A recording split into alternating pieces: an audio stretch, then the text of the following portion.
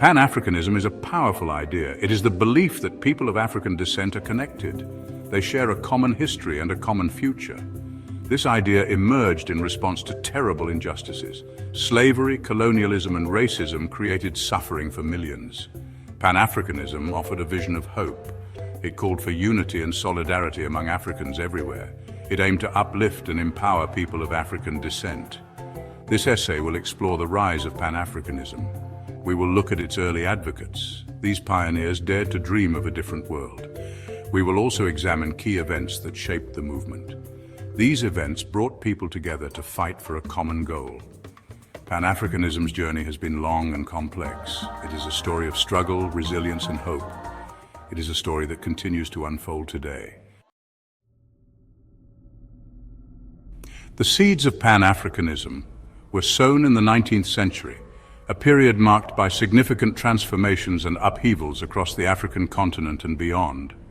This was a time of great change and upheaval, as societies grappled with the end of long-standing institutions and the emergence of new ideologies.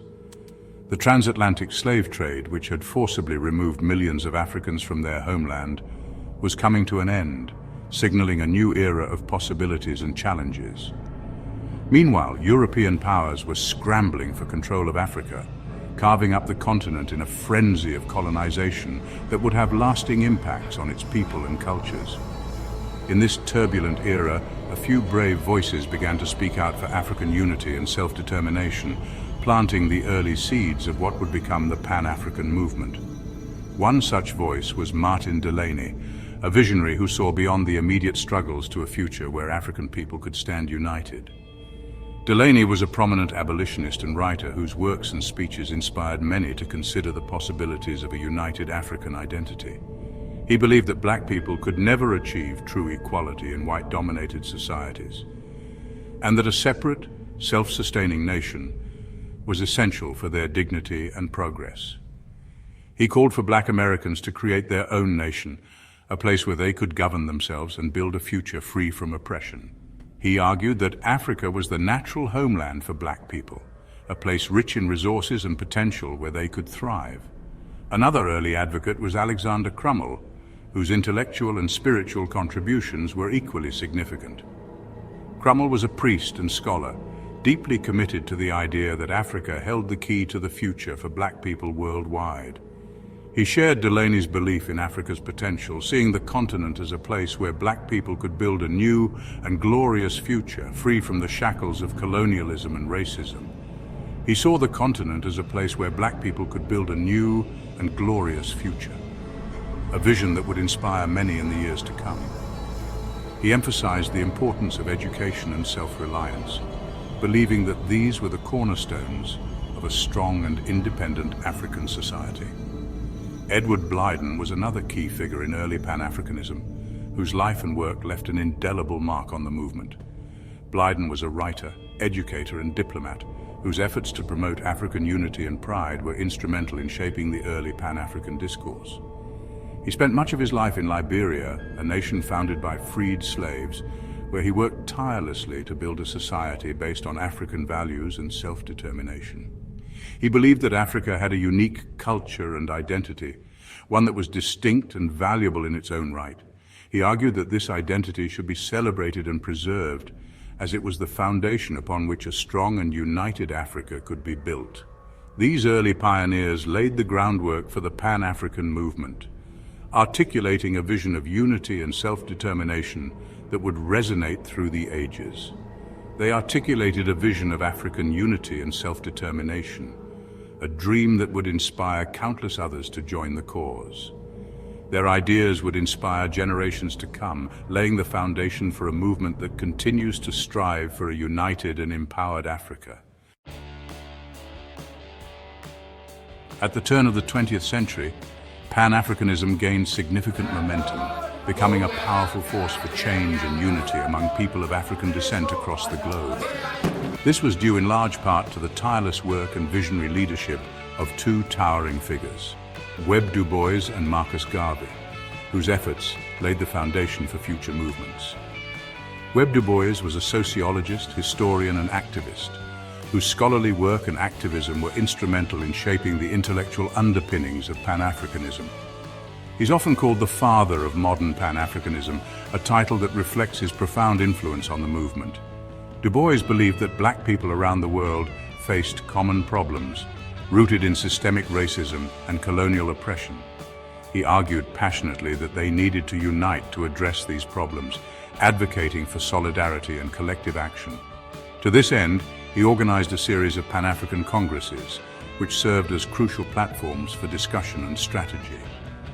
These congresses brought together intellectuals and activists from Africa, the Caribbean, and the United States, fostering a sense of global unity and purpose. Marcus Garvey, a Jamaican-born activist and entrepreneur, was another pivotal figure in the Pan-African movement.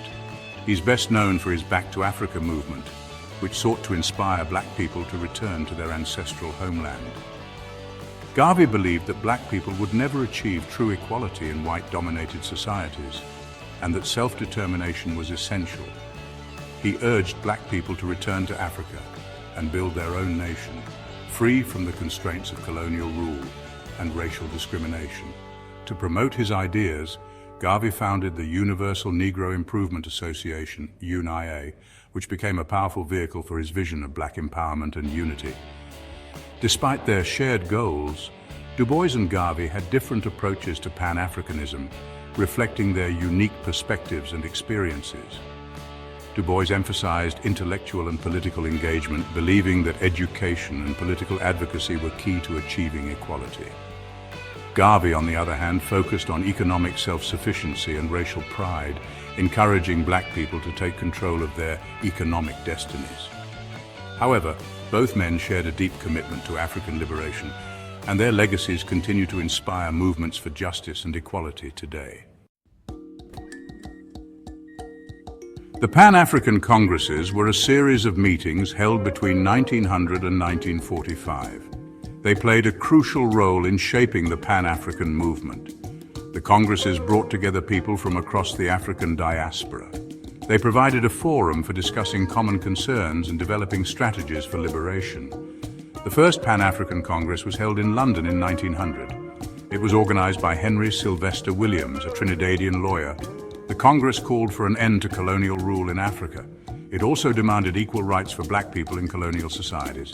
Subsequent congresses were held in Paris, Brussels, Lisbon, and New York City. These congresses expanded on the themes of the first Congress. They discussed issues such as education, economic development, and political representation. The Pan-African Congresses helped to raise awareness of the plight of Africans under colonial rule. They also fostered a sense of solidarity among people of African descent. The Congresses laid the groundwork for the anti-colonial struggles that would erupt after World War II. Section 5. A shift in tide. The 1945 Manchester Congress. The 1945 Manchester Congress was a watershed moment in the Pan-African movement. It was a pivotal event that brought together key figures from across the African diaspora and the continent itself. This Congress was not just another meeting, it was a declaration of intent and a call to action. It marked a significant shift in leadership from the African diaspora to Africans themselves. For the first time, Africans were taking the reins, asserting their right to self-determination and leadership in the fight against colonialism. The Congress was held in Manchester, England, just months after the end of World War II. The timing was crucial, as the world was reeling from the war's devastation, and the call for freedom and independence resonated more strongly than ever. Kwame Nkrumah, the future president of Ghana, played a key role in organizing the Congress. His vision and leadership were instrumental in bringing together diverse voices and uniting them under a common cause. Nkrumah and other African leaders were determined to take control of their own destiny. They were resolute in their belief that Africans should lead the charge for their own liberation. They were no longer content with simply demanding an end to colonial rule. They wanted to actively shape their future, to build nations that reflected their values, cultures, and aspirations. They wanted to create a united and independent Africa. This vision of unity was not just about political independence, but also about economic and social cohesion. The Manchester Congress called for the immediate end of colonialism in Africa. This was a bold and uncompromising stance, reflecting the urgency and determination of the leaders present. It also called for the creation of a United States of Africa. This idea was revolutionary, envisioning a continent where borders were less significant than the shared goals of freedom and prosperity. The Congress adopted a more radical tone than previous Congresses. The speeches and resolutions were filled with a sense of urgency and a call for immediate action.